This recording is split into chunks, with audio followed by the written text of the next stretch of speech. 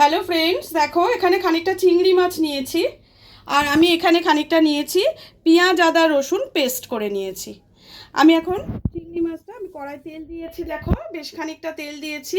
এবার চিংড়ি মাছটাকে হালকা করে একটু ভেজে নেব।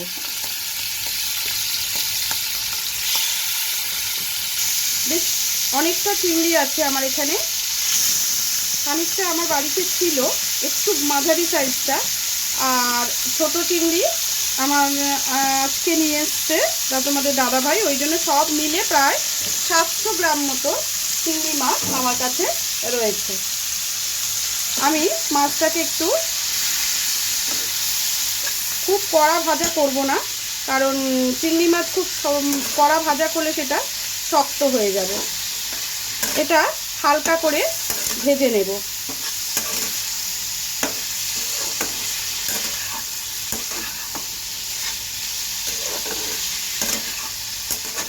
একটু ভাজাটা হতে থাকুক। আমি এতে নুন হলুদ মাখিয়ে ভাজা বসিয়েছি। হ্যাঁ, একটু ভাজাটা হতে থাকুক, তারপরে আমি আবার ঘুরে আসছি। দেখো চিংড়ি মাছগুলো আমার হালকা করে ভাজা হয়ে গেছে। এবার মাছগুলোকে আমি তুলে নেব।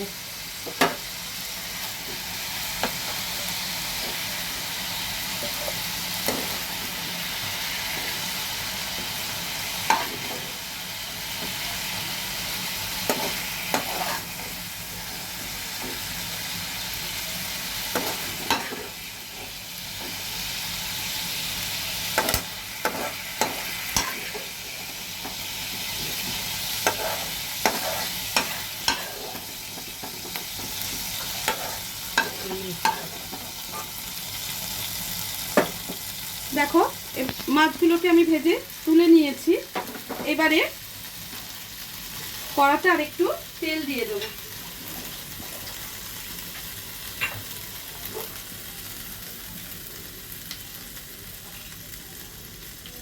আরও 2 চামচ মতো, বড় বড় 2 চামচ মতো তেল আমি কিন্তু এতে দিয়ে দিলাম।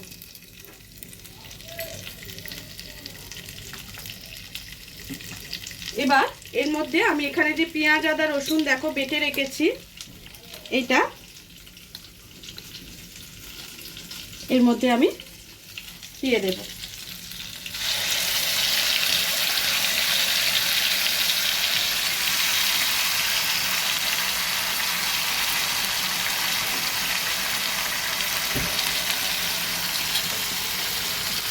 এটাকে ধুয়ে বাকি মশলাটাও দিয়ে দিলাম। এটাকে ভালো করে নাড়তে হবে যতক্ষণ না আদার কাঁচা গন্ধটা চলে যাচ্ছে ততক্ষণ। এটা পেঁয়াজ আদা রসুন সবগুলো যখন ভালো করে কষা হয়ে যাবে, তারপর আমি গুঁড়ো মশলাগুলো এর সাথে দিয়ে একটু কষবো।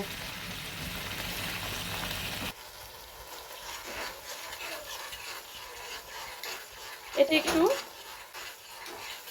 হতে থাক, তারপর আমি ঘুরে আসছি।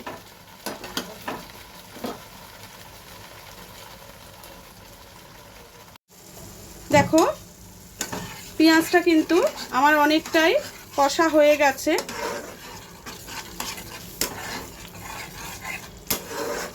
রংটাও দেখো চেঞ্জ হয়ে গেছে। এখন আমি এতে গুঁড়ো মশলাটা মিশিয়ে দেব।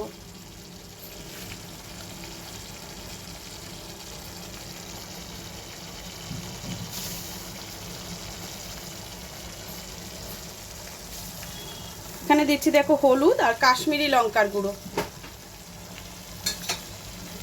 আর দেব পরিমাণ মতো নুন।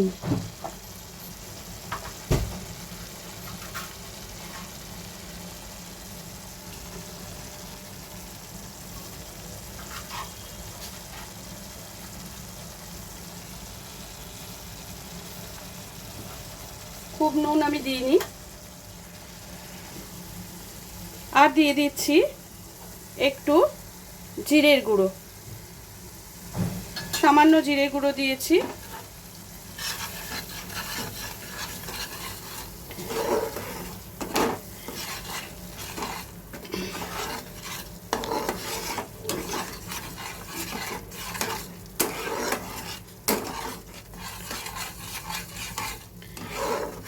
ভালো করে মশলার সাথে এগুলোকে মিশিয়ে দিলাম।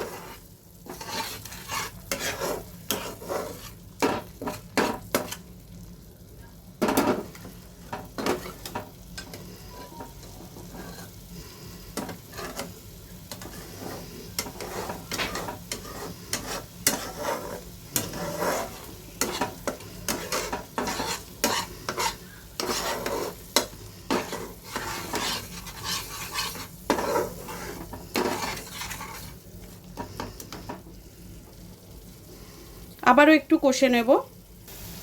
দেখো এটা দিয়েও বেশ খানিকক্ষণ কষে নিয়েছি। এবারে একটু টমেটো পিউরি আমি এতে অ্যাড করে দিলাম। তোমরা ইচ্ছা করলে টমেটো পেস্টও দিতে পারো, আমি এখানে টমেটো পিউরিটা অ্যাড করেছি।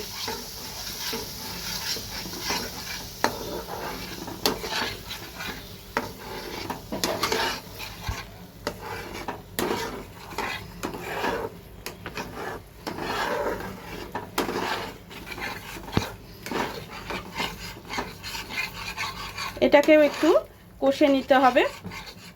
খানিকক্ষণ কষে নেওয়ার পর চিংড়ি মাছটা আমরা এতে মিশিয়ে দেব। দেখো টমেটোটা পিউরিটা দিয়েও আমি বেশ কিছুক্ষণ কষে নিয়েছি। এবার দেখো কড়া থেকে মশলাগুলো ছেড়ে যাচ্ছে, তার মানে কষাটা আমার হয়ে গেছে। এবারে আমার এই চিংড়িগুলো এতে দিয়ে দেব, মাছটা দিয়ে এর সাথে ভালো করে নেড়ে নেব। ছোট চিংড়ি হলেও, ছোট চিংড়ি কিন্তু খেতে খুব ভালো লাগে।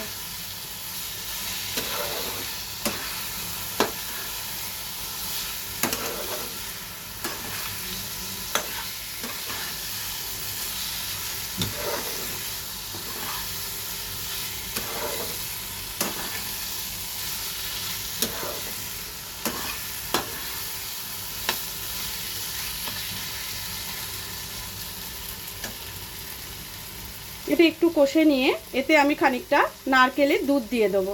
নারকেলের দুধটা আমার কাছে রয়েছে, সেটা ফ্রিজে ছিল বলে না অনেকটা বসে গেছে। তোমাদের আমি দেখাচ্ছি।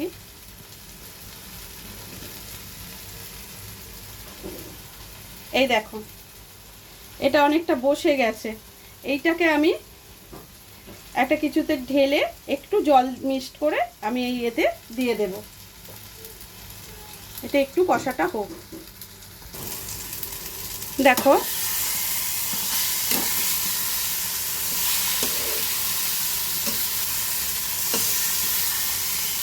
এবার এর মধ্যে দিয়ে দেব নারকেলের দুধ।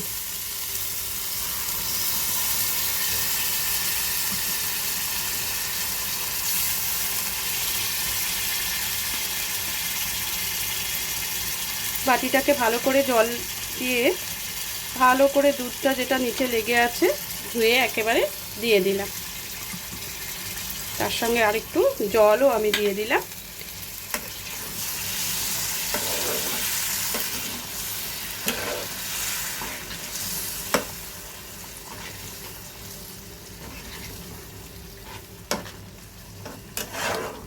খুব চটজলদি রান্না, খেতেও অসাধারণ, কিন্তু খুব তাড়াতাড়ি রান্নাটা হয়ে যায়। এই হলো ব্যাপার। এতে কটা কাঁচা লঙ্কা দিয়ে দেবো। দেখো এর মধ্যে কটা কাঁচা লঙ্কা আমি দিয়ে দিলাম। এটা খানিকক্ষণ হলে রেডি হয়ে যাবে আমাদের চিংড়ি মালাইকারি। ছোট চিংড়ির মালাইকারি।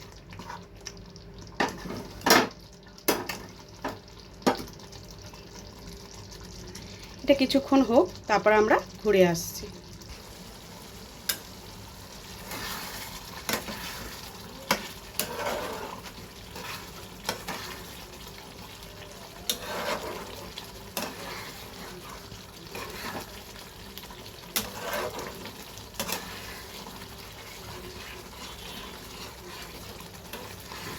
তাহলে রেডি হয়ে গেল ছোট চিংড়ির মালাইকারি। আজকে এটা আমি করেছি, তাই তোমাদের সঙ্গে শেয়ার করলাম। কেমন লাগলো তোমরা অবশ্যই জানিও।